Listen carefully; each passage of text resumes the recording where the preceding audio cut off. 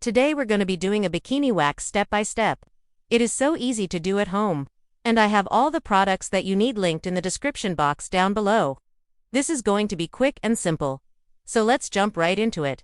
Hey everyone, if this is your first time here, welcome. I'm a licensed esthetician, and here we talk about all things skincare, hair removal, and anything in between. Now when it comes to removing unwanted hair from the bikini area, there are a ton of options available to us. From shaving, to sugaring, to laser hair removal, the list goes on. But today I'm going to be showing you how to do a bikini wax the right way. To start off, I always like to recommend that my clients come up with a game plan of what exactly they want to remove, and how they want to shape their bikini area. You don't necessarily need to do this before your first wax. But as you continue to wax over the coming months, you will start to get a better idea of exactly what you want to keep and what you do want. A good rule of thumb is that if you've had it for less than 8 weeks, you can wax it. Anything longer than that should be left to the professionals. A lot of people may say that waxing is painful, but it really shouldn't be. The reason why is because the wax is applied in the direction of the hair growth. Then it gets removed swiftly against the direction of the hair growth. This causes the hair to be pulled out from the root while the skin stays intact. Because of this, the pain is minimal and really only lasts a few seconds. If you're nervous about getting a wax and you worried that it's going to be too painful, then you can opt for a hard wax instead. A hard wax is applied in the opposite direction of the hair growth, and when it's removed, it comes off with the fabric strip so the skin stays intact. Hard wax is usually best used on large areas such as the legs or the arms. So if you were going to use hard wax on your bikini area, I would opt for soft wax instead. So let's get started. The first thing that you're gonna need is some sort of hair removal wax. Now you can either buy a hard wax or a soft wax. I prefer to use soft wax. Also, it's gonna depend on the type of hair removal wax that you go with as to what kind of aftercare products that you gonna use. I'm just gonna use this little guy because it's convenient and easy to use. Now you could technically use pre-wax oils and pre-wax creams. I don't find them necessary as long as the person has no underlying skin conditions or allergies. That being said, if you do have sensitive skin, check the ingredients to make sure that you're not allergic to anything. Next, you're going to need a few extra supplies. Make sure that you have a clean pair of scissors. You're also going to need a cleaning wipe, maybe an old toothbrush for cleaning around the edges, and some sort of applicator. The kit actually does come with applicators, but I much prefer to use popsicle sticks because they're easier to find and they're free. Just make sure that you do sterilize them prior to use. Next, let's talk about the most important part of this whole process, the wax. I prefer to use soft wax for the bikini area, because it gives you a cleaner result and it's easier to remove. If you've never waxed before, I would highly recommend watching a few YouTube videos on proper technique before you get started. There's a lot to learn, and it's definitely something that you want to take your time with. When you're applying the wax, you want to make sure that you apply it in the direction of the hair growth. This is so important because you don't want to pull the skin with the wax. Once you feel like you've applied enough wax, take your fabric strip and press it down firmly in one motion. Press down and wiggle around because that will mess up the wax and cause it to not stick properly. Now hold the fabric strip taut and in one quick movement rip it off in the opposite direction of the hair growth. It's gonna be a little bit uncomfortable, but try not to tense up or move. The more still you are, the easier it's going to be to remove the wax. Once the wax is all removed, you might notice that you have some broken hairs. Go ahead and grab your old toothbrush and clean them up. Now if you didn't get every single hair on the first pass, don't worry about it. Just go ahead and re-wax over those areas. Another mistake that I see people make all the time when they re-waxing at home is that they don't give the wax enough time to harden. If the wax isn't hard enough, it won't be able to properly grip the hair and it won't be able to remove it effectively. Be patient and wait until the wax is completely hard before removing it. The final step to a successful wax is post-wax care.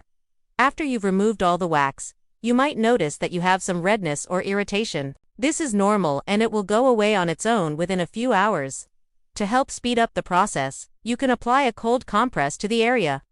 Another thing that you can do is apply some sort of soothing lotion or cream. For example, this aloe lotion from Neutrogena is great for calming the skin and reducing inflammation. Over time, you'll notice that your hair will grow back finer and lighter. This is because the wax is removing the thicker, darker hairs and leaving behind the finer, lighter ones. So let's say you decide that you do want to deal with the pain and discomfort of waxing, then what are your other options? Well, sugaring is another option for removing unwanted hair. Sugaring is a natural form of hair removal that has been used for centuries. It involves the application of a sugar paste which is then removed with the hair. If you're looking for an alternative to waxing, then I would highly recommend checking out the channel Sugar Me Beautiful. She's a licensed esthetician and she has a ton of great information on sugaring. One of the biggest benefits of waxing is that it removes the hair from the root. This means that the hair won't grow back in until the follicle has completed its growth cycle. This can result in smoother, longer-lasting skin. Shaving, on the other hand, only removes the hair from the surface of the skin. This means that the hair will start to grow back in almost immediately. Another benefit of waxing is that it can help exfoliate the skin. This is because the wax will remove dead skin cells along with the hair. This can leave your skin feeling smooth and silky. Shaving, on the other hand, doesn't offer any exfoliating benefits. Finally, waxing can be a more cost-effective option in the long run. This is because you only need to wax every 4 to 6 weeks, depending on the individual. This means that you won't have to keep buying razors or shaving cream. Shaving, on the other hand, can be more expensive in the long run, because you'll need to keep buying razors and shaving cream. Plus, you'll likely need to shave more often. For women over the age of 40, waxing can still be a great option for hair removal. However, there are a few things to keep in mind. As you age, your skin becomes thinner and more delicate. This means that you'll need to be more gentle when removing hair. You'll also want to avoid harsh chemicals and hot wax. Opt for a more gentle waxing option instead. Sugar wax is a great option as it's made with all natural ingredients. The most important thing to remember when waxing over the age of 40 is to be patient with yourself. Your skin might react differently to waxing than it did when you were younger. If you experience any pain or discomfort, stop waxing and consult with a professional. If you have sensitive skin, then hard wax might be a better option for you. Hard wax is applied in the opposite direction of the hair growth, and when it's removed, it takes the hair with it without the need for a fabric strip. This can be a great option for those with sensitive skin, because it reduces the risk of irritation and burns. One of the biggest benefits of waxing is that it can help reduce ingrown hairs.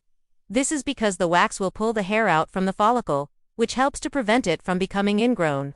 Shaving, on the other hand, can increase the risk of ingrown hairs. This is because when you shave, you're cutting the hair off at the surface of the skin. This can cause the hair to curl back into the skin, which can lead to inflammation and infection. If you do experience any signs of an ingrown hair, please see a dermatologist for treatment. Let's face it, we all want to save time in the morning. When it comes to removing unwanted hair, the best thing that you can do is to try and establish a routine. This will make the process a lot easier, and it will also ensure that you don't miss any spots. I would recommend trying to wax every 3 to 5 weeks. This will give you enough time to remove the hair before it becomes too long and unruly. You can make the process even easier by investing in a good wax warmer. A wax warmer will help to soften the wax so that it applies more easily to the skin. It will also help to prevent burns. If you're looking to get a professional wax, but you don't have the time or money to go to a salon, then consider doing it yourself. With a little practice, you can achieve great results at home. Just be patient with yourself and take your time. The results will be worth it. One of the biggest mistakes that I see people make when they trying to wax at home is that they don't prepare their skin properly.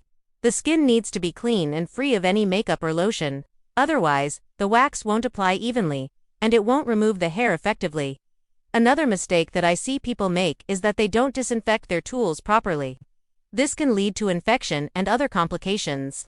Make sure that you disinfect your tools before and after each use. And finally, don't expect perfection on your first try. It takes a little bit of practice to get the hang of waxing. Be patient with yourself and don't get discouraged if you don't get the perfect wax on the first try. Overall, waxing is a great option for women who are looking to remove unwanted hair from the bikini area.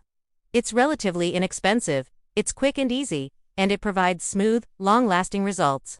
With a little practice, you can achieve great results at home. And now you know exactly how to do a bikini wax step by step. So I hope that this was helpful. If you enjoyed this video, please give it a thumbs up and subscribe to the channel for more content like this. Thanks for watching, and I'll see you next time. Bye.